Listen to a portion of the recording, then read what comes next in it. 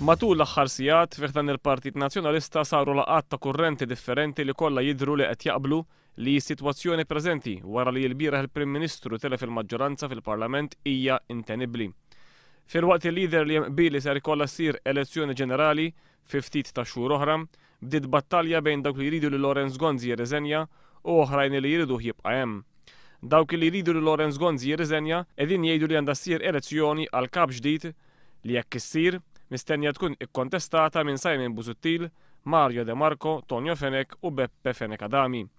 Min-naħa l-oħra dawk favur li Gonzi jibqa' kap qed jgħidu li jekk b'xi mod il-Prim Ministru jiċċaqlaq, il-Partit Nazzjonalista jkun jidher li ċieda għal kundizzjonijiet u qed ifakru li fl-aħħar mill-aħħar kien Gonzi li rebbaħ l-aħħar elezzjoni ġenerali lil Partit Nazzjonalista. Kompromess li jista' jintlaħaq jidher li huwa li Lorenz Gonzi jitlob lill-Kunsill Ġenerali tal-Ħadd li ġej biex jingħata vot ta' fiduċja u jgħid li jekk hemm min irid jisfidah għall kariga ta' kap nazzjonalista jkun jista' jagħmel dan.